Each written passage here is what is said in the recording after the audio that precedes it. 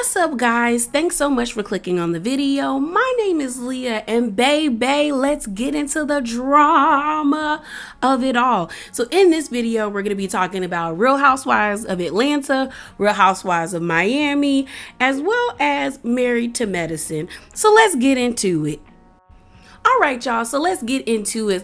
First, let's talk about Real Housewives of Atlanta. So it looks like the rumors were true, as well as the neighborhood talk actually got it right, that Miss Porsha Williams, Miss Porsha Guabatia will be a part of the Real Housewives of Atlanta season 16 cast. So I'm going to play her video where she is confirming that she is now a part of the cast.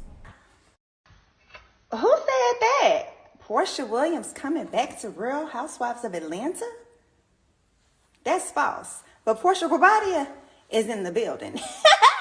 See y'all. Mwah. All right, so it looks like Miss Peach Juice is definitely going to be on the cast of Real Housewives of Atlanta for season 16. And if you really want to know my thoughts, y'all, I got mixed feelings about it. I really do.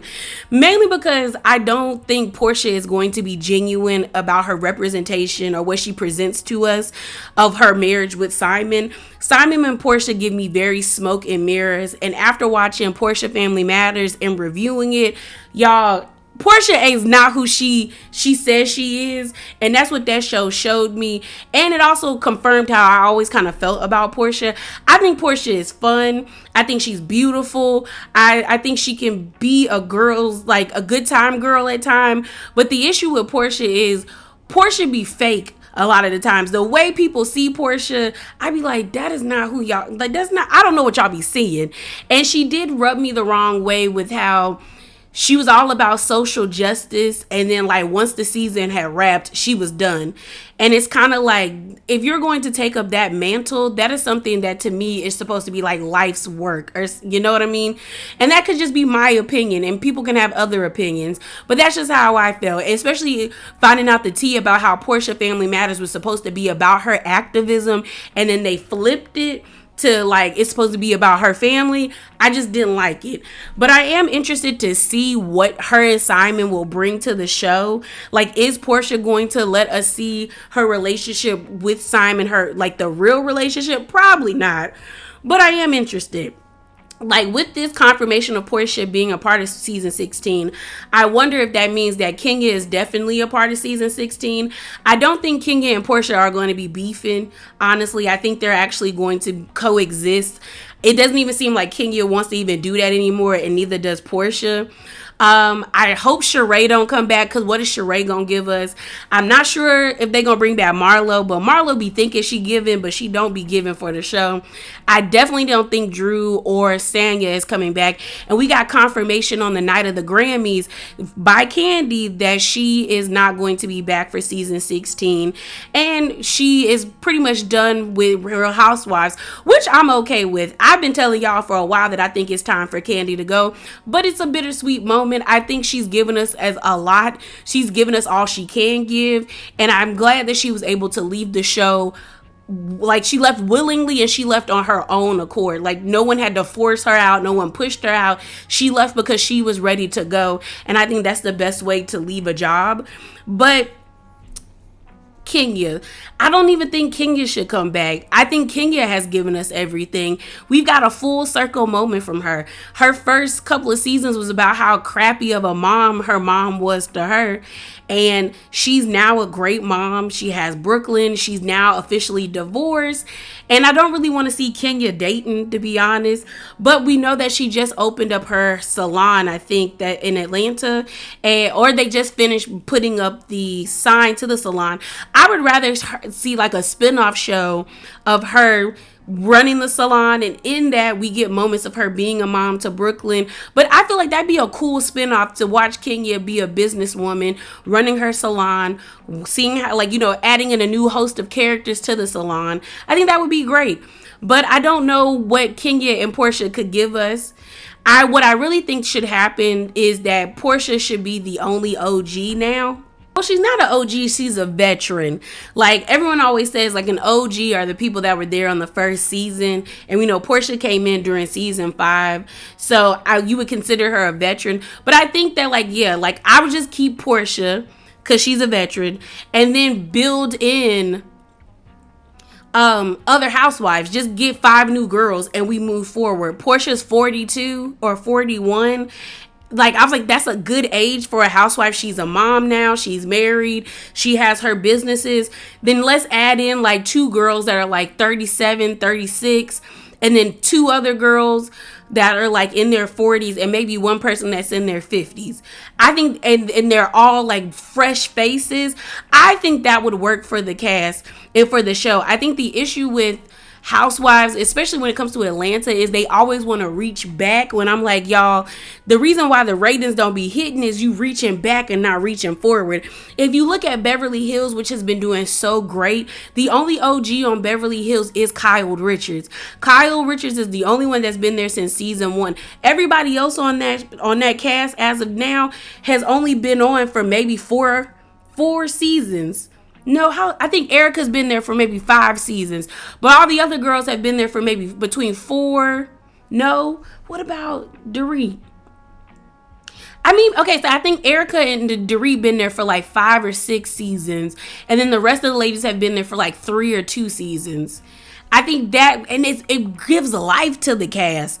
I think that is where Atlanta needs to go. We don't need to keep reaching back. We need to reach forward and get some new girls. But definitely drop down in the comments below and let me know how you're feeling about Porsha being a part of season 16 of Real Housewives of Atlanta. So let's move on to our next topic. So let's talk about Miss Married to Medicine. So this was released a while ago, but I wanted to talk about it and I kept forgetting to talk about it. But the reunion seating chart was released. So y'all already know Andy is in the middle. On the right hand side, you have Jackie, Heavenly, Phaedra, and then Quad. I wonder how that's going to be with Quad and Phaedra sitting next to each other. Then on the other side, you have Simone, Toya, Sweet Tea, and then you have Alicia. So I pretty much kind of agree with this chart. The only thing I think is, I think that Quad should probably be where Sweet Tea is, but we know Toya and what's her name? Toya and Quad don't get along, but I don't think Quad should be at the bottom, especially with how much they referenced her. I feel like maybe Quad should be in Dr. Heavenly's spot. And y'all can bump Phaedra down. Maybe that's what it should be. It should be Jackie, then Quad, then Heavenly, then Phaedra, if you ask me. But I just wanted to talk about the seating chart. The next thing I want to talk about is this clip of Carlos King and Heavenly. So you know Heavenly and Carlos King do their recaps of the show. Well, Carlos made a comment that rubbed a lot of people the wrong way, specifically women, and I want to get you guys' thoughts, as well as Sweet Tea responded to what he had to say. So I'm going to play what he said, and then I'm going to read what Sweet Tea said, and then I'm going to give you my thoughts.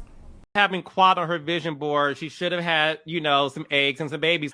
I think instead of having Quad on her vision board, she should have had, some eggs. So people did not like what Carlos had to say about Sweet Tea. And so they were adding Sweet Tea on Twitter about what he said. And so she decided to respond. So this is what she said on her Twitter page. So it says, "How are you a producer of the OWN network, but speaking on women's medical conditions? You reduce yourself to a fool and a blogger. It's time to humble that fake ass want to be Andy. Hashtag married to medicine. Hashtag OWN. Hashtag Oprah Winfrey. Hashtag cancel. Hashtag Carlos King." So you heard the clip from Carlos and you listened or you read for yourself Sweet Tea's response to what Carlos had to say. So here's my thing. I definitely think what Carlos said was disrespectful and in poor taste. And I think he was trying to be funny, but it's not something to joke about, especially when it is serious to the person that you're speaking about. But I mean, if he feels inclined to apologize, he should. But like I told y'all, I don't apologize if I don't mean it. But if he's not going to apologize, he has to stand in it. I think Sweet Tea was well within her right to respond to it. the whole hashtag cancel, like she wants to cancel Carlos, and she added the OWN and Oprah Winfrey. OWN's not getting rid of Carlos because Carlos is keeping them lights on with the way he with all these iterations of Love and Marriage. Love and Marriage Huntsville is the only reason why majority of people watch Love and Marriage Huntsville and Ready to Love are the only two shows that keep the lights on at OWN. Like, that's the only reason why people watch OWN Network or OWN TV or whatever it's called. So he's not getting canceled anytime soon. What I will say is, I don't really have that much sympathy for Sweet Tea. Again, I do think what Carlos said was disrespectful and it was wrong and it shouldn't have been said, but I don't believe her storyline. And on top of that, I find it very hard, and maybe it's because of the viewers, everybody rushing to act like this lady is a child when they're bullying her. She's 32 or 34 years old. You clearly saw that she had no problem cussing at Dr. Jackie. So she's not being bullied. I think the issue that y'all are having is that y'all don't like the fact that they pick at her. And at this point, she signed up for it. You can't tell me you're not a fan of the show if you over here texting this man, I can give you what you need, with a baby emoji. Meaning you saw that him and his ex-wife had issues, and that the main reason that they were having issues was that Quad wouldn't give him a family. So you already kind of showed us who you are, because you thought you could do what the next woman couldn't. And because you led with your body, and now you're realizing that what you led with, it might not come to pass. On top of that, it's like you also signed up to be on a show where your current husband's ex-wife has been on the show for the past 10 years. You acting like she's not going to be a topic of conversation, or the girls are not going to bring her up, like making fun of the fact that you living in Quad's house, because you've made comments too. I think that's the other part that I get annoyed with. Y'all act like Sweet Tea wasn't throwing her slick shade as well. We've seen the clips when they were talking about the house. She was like, I got to exorcise the demons. Girl, it seems like your husband was one. So it's just kind of like, I don't really have that much sympathy for her when it comes to how she's treated on this show, because in my opinion, you don't mesh with the group, and you came into this group with the ulterior motives. Like, you already had an agenda. Y'all can't tell me that Sweet Tea didn't think she was gonna come on this show and be that girl who got Greg and throw it in Quad's face. Like, she wanted Quad and her to have confrontation, but Quad didn't want to be around them, so it didn't happen. I guarantee you, if Quad was in more events and she was like, I feel like more things would have happened, but they just didn't work that way. But again, I do think that what Carlos said was disrespectful, and he shouldn't have said it, and Sweet Tea had every right to respond. So let's move on to our final topic. So y'all, let's talk about Real Housewives of Miami. So it looks like Larsa and Marcus are no longer an item. So on the night of the Super Bowl, which was Sunday, it was posted on the blogs that Marcus and Larsa were no longer together. Someone did some digging and found out that Larsa was no longer following Marcus. She also put in her Insta story, she said, should your friends unfollow your ex? And it was like a poll, yes or no. So everyone's like, oh my goodness, did they really break up? So then people started going through Larsa's Instagram, and all of the stories and the pictures that she had on her page with Marcus are all gone. Like, she cleaned out her Instagram. There's no photos of Marcus on there. And then she posted this message in her Insta story where it says, the man you choose to be your partner affects everything in your life. Your mental health, your peace of mind, your love inside you, your happiness, how you get through tragedies, your success, how your children will be raised, and much more. Choose wisely. So the people was like, oh, wow, they really must have broken up. And then people got double confirmation when Marcus posted a picture of him and his dad, Mr. Michael Jordan. And it says in the caption, it says MJ times 2. It says, I search one name and end up seeing 20 things. And I said, oh, I guess they not together no more, baby. They're not together no more. And it seems like everybody on the cast is actually surprised that they're not together anymore, mainly because no one noticed that they had a rift or there was an issue with their relationship at the reunion.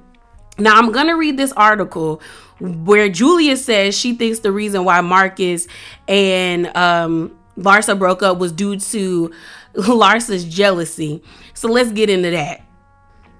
All right, so the title of this article goes, Julia Limgava, I think that's how you say her last name, says Larsa Pippen's very jealous behavior could have caused Marcus Jordan's split. So it says Julia Limgava believes that Larsa Pippen's apparent jealous streak could have caused her split from Marcus Jordan. The relationships, she said, relationships are a hard thing, and we all know Larsa is very jealous. The Real Housewives of Miami 51 exclusively tells Page 6 virtual reality T podcast during a joint interview with castmates Adriana de Manuva. Girl, y'all know me in words. The former Miss USSR claims that she experienced this side of Pippen 49 herself. The OnlyFans creator allegedly became irate after Limgava, who made history as the first openly gay Real Housewife in Miami, was rebooted in 2021, asked Jordan 33 to snap a few photos of her on his phone during BravoCon 2023 in Las Vegas last fall. I mean, how jealous she got when she saw my pictures on Marcus' phone. Oh my God. It was just like the most innocent thing, recalls Limgava, who is married to tennis legend Martina Nova. Oh girl, no. I'm not even going to try. And it created a wave. So who knows? Maybe she's seen a picture of somebody else. The model clarifies that she is just speculating but doesn't know what else could have contributed to Pippen and Jordan's demise after just over a year of dating. She says, I hope if it's true, she's not too heartbroken, because even though we have our differences, if the breakup is true, I really, really feel bad for her because she really was in love, Limgava says of her, noting the on-screen adversary. And they seemed really cute together. He was such a gentle, nice guy. It comes as a shock. It says Page 6 confirmed on Monday that Pippen and Jordan called it quits after scrubbing each other from their respective social media accounts over the weekend. An insider exclusively told us that the two are just taking space from each other due to tensions in their relationship, allegedly incited by Marcus's dad, Michael Jordan, publicly denouncing it. Marcus said Michael was joking when he said he didn't approve, but it really mortified Larsa, the source explains. Michael's feud with Larsa's ex-husband Scottie Pippen, the NBA superstar's former Chicago Bull teammates, also allegedly made things more difficult for the pair. The history between Michael and Scottie made things complicated, even if Larsa and Marcus did their best to make it a non-issue, the insider says. However, another source assures that family matters did not factor into the duo's decision to part ways. They have decided to take some time apart to reevaluate their relationship. The second insider stressed, adding that the breakup has nothing to do with any family input, but solely for personal growth. Larsa and Marcus first sparked dating rumors in September 2020 after being seen out for dinner. Though they initially denied their relationship for several months, they went on Instagram official January 2023. My bad for tripping over my words, y'all. So you heard the article. Again, the description, look at the description box. The link will be below. And you saw the different screenshots and pictures of what we got going on here. Maybe I'm delusional. Maybe I'm delulu. But I actually thought Marcus and Larsa really liked each other. I know some people felt like it was PR. In the beginning, I thought it was a PR stunt. I really did. I thought it was just like they just doing this both for clout, for the TV show, for whatever. But as the show went on, I actually thought that they genuinely liked and cared about each other. So I do think that Larsa's a lot more hurt than Marcus, because Marcus already posted back up with his daddy. And it does probably, I do believe the first person that said that Jordan pretty much saying he didn't approve of the relationship probably embarrassed Larsa, because Larsa was on Tamron Hall and Tamron Hall asked her the same thing. And she said, oh, we're good. And it's like, girl, yeah, no, you're not. The people don't like it. And so I honestly gave their relationship at least 2 years, 2 or 3 years. So I'm actually surprised that it only lasted a year. But Larsa gonna get back on her feet. She's Larsa. You know what I mean? She's Larsa. Larsa's not bad looking. She's on this show. Somebody gonna pick her up and she gonna keep it pushing. And Marcus is Marcus. He is the heir, or one of the heir to the Michael Jordan throne. Girl, he gonna be fine too. So that's it. So yeah, y'all, that is it. That is all. Remember to be bravely authentic, and definitely hop down in them comments below. Give me your thoughts on Porsha being back for Real Housewives of Atlanta, the beef between Sweet Tea and Carlos King, as well as what do you think about Marcus and Larsa breaking up. And I'm out, y'all. Deuces.